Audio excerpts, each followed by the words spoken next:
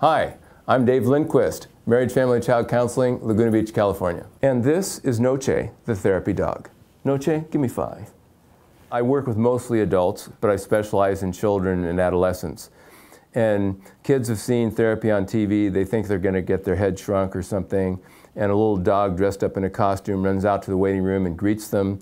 She will be very delicate if you're a 3-year-old or a 4-year-old child, but she can really rough it up with you if you're 14 and 15 and kind of a bully. Noche kind of normalizes being in the therapy room. As a therapist, one really has to understand their problem. They have to experience that I understand their problem. And I think that's one of the things that one develops over a long period of doing this work. I've either had that problem myself or worked with so many people that have had that specific problem or a similar problem that the client gets a sense that I know what they're talking about. I've been quite focused on dream interpretation since the very beginning of this work. And dreams are just really stories, messages from our unconscious that tell us about our conscious lives in ways that we might not think about directly. There's no such thing as a bad dream.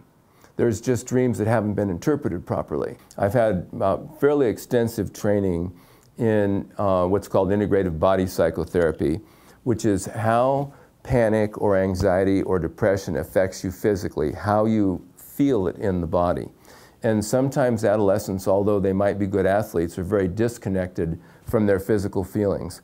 So one of the things I try and do is to help them understand how they feel physically, their emotions. It's virtually impossible to work with children or adolescents without working with the parents.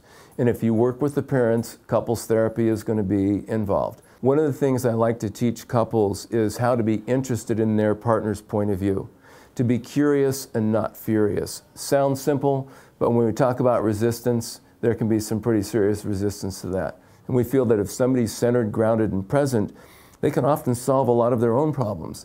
The difficulty is getting a person to have an experience and have the mental health tools to become centered and grounded on their own so they don't need me.